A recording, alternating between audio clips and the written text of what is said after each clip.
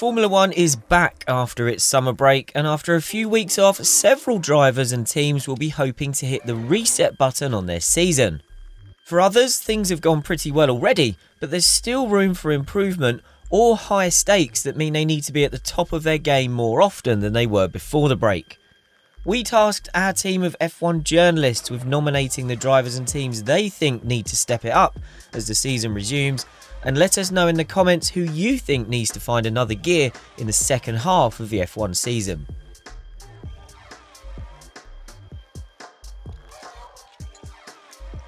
Team boss Christian Horner says he's happy with Sergio Perez's performance and that he's providing a great backup to Max Verstappen's title campaign at Red Bull, but Helmut Marko has spoken of the qualifying deficit, which is significantly bigger than Daniel Ricciardo's to Lando Norris at McLaren, as being bigger than he expected. Too often, Perez's below-par qualifying efforts have left him spending much or all of his first stint getting past slower cars, by which time the leaders have pulled out of his reach. Nobody, not even Marko, is seriously expecting Perez to match Verstappen's qualifying pace, but in the remainder of the season he needs to ensure he's always starting ahead of the midfield cars so he can be more of a consistent use to the team. That would make him much harder to replace for 2022.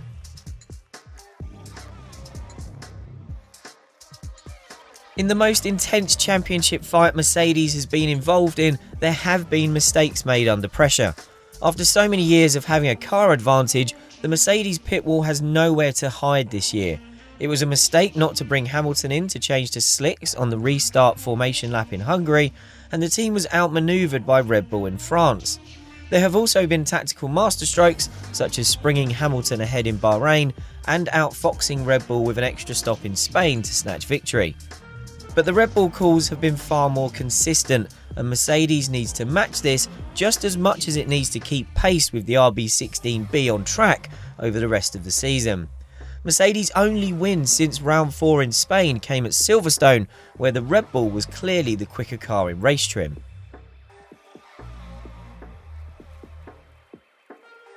AlphaTauri has consistently qualified in the top 6 in the hands of Pierre Gasly and has on average been not far off the pace of McLaren and Ferrari, so it's a little disappointing that the team lies only 6th in the Constructors' Championship. While that is partly down to bad luck and Alpine pocketing 37 points at the Hungaroring, AlphaTauri should still be comfortably 5th in the Constructors' Championship.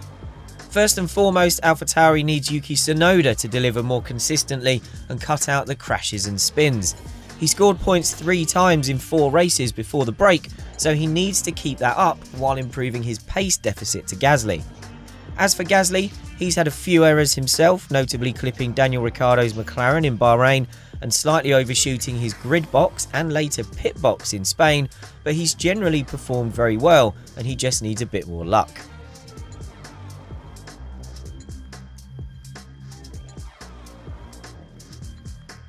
Judged by his high points, 5th in Monaco, 2nd in Baku and 2nd on the road at the Hungaroring prior to his exclusion, Sebastian Vettel's season has been superb.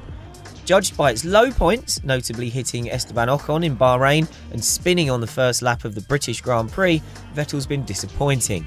That averages out as a solid season, but one that could still get much better.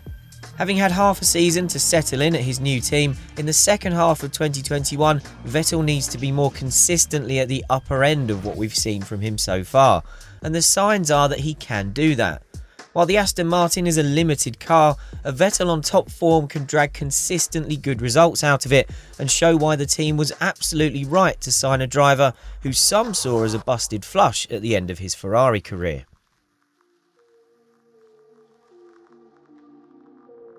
Any rookie could make this list almost by default because they should always be improving a lot through their first season, and it's clear that all 3 debutants in 2021 have faced a baptism of fire.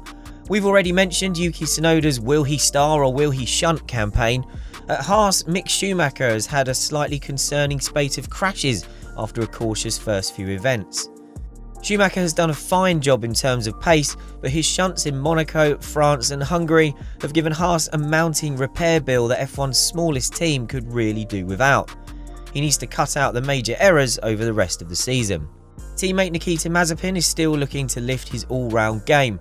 There have been flashes of the ability that made him a race winner in F2 and a championship runner-up in Formula 3.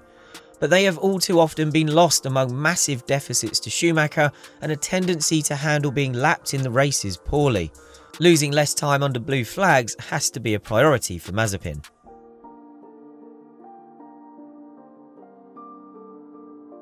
Ferrari's new signing has been one of the most impressive performers of the first half of the season, but we know how good Carlos Sainz can really be, and so does he. By his own admission, Sainz needs to be more consistent and deliver more complete weekends. He has adapted to Ferrari well, and his pace hasn't really been an issue, especially compared to other drivers switching teams like Daniel Ricciardo and Sergio Perez. But Sainz has made a few errors. Imola and Azerbaijan are the big ones in races, and even he says he's not quite at the level we saw from him at McLaren. Given he's ahead of Charles Leclerc in the championship, this might seem like splitting hairs, but Sainz didn't get his Ferrari chance by being the sort of driver to settle for just doing a decent job. Just because he's doing well doesn't mean there isn't room to improve.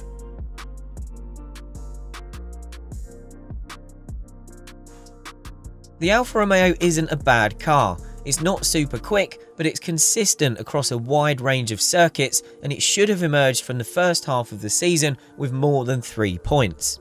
But in the ultra-competitive F1 midfield, to rack up regular top 10 finishes requires the team and drivers Antonio Giovinazzi and Kimi Raikkonen to be consistently getting the most out of the car. Too often that hasn't been the case. There have been operational errors, including Raikkonen being released and hitting Nikita Mazepin in the crowded Hungaroring pit lane, and the pit crew only noticing Giovinazzi's new front left in Spain had no air pressure as it was brought out of the garage to be fitted to the car. Then there was the Imola error where Raikkonen failed to take the restart from the pit lane as required, having spun on what was effectively the formation lap. The Alfa Romeo is the 8th best car in F1 and will never score heavy points, but it's quick enough to have scored more than it has.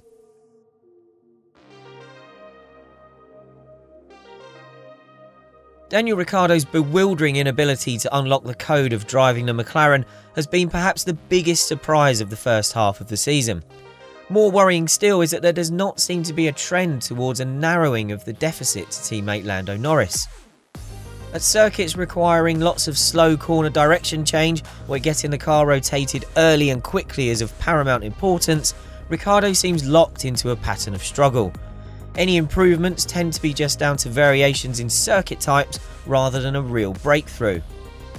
There are fears now that Ricciardo is so incompatible with this year's car that he won't get on top of it at any point. But even if the problem turns out to be unique to the MCL 35M and next year's car doesn't carry the trait which he's finding so difficult, it's important for Ricciardo's own confidence and that of McLaren in him that he makes real progress over the rest of 2021.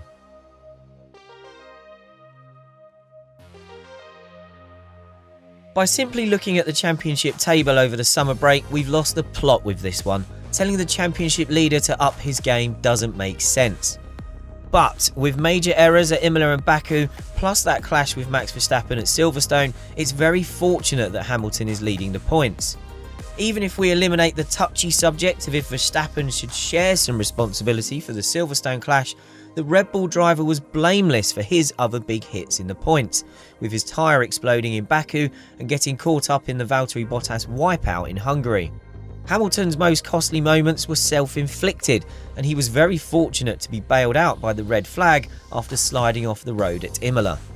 Hamilton has gone many years without making many mistakes, and that is probably a legacy of the tight championship battle and the prevailing opinion that he has a slightly weaker car this year. Hamilton doesn't need to raise his ceiling, but he does need to avoid making more errors in what is sure to be an intense fight against a very competitive Red Bull and Verstappen combination. Those are our choices for drivers who either need to turn around a difficult start to the season or simply find another level to build on what they've achieved so far. Let us know who you want to see more from in the comments below. Give this video a thumbs up if you enjoyed it, and if you're excited for the rest of the 2021 F1 season, make sure you're subscribed to our channel so you don't miss any of our videos.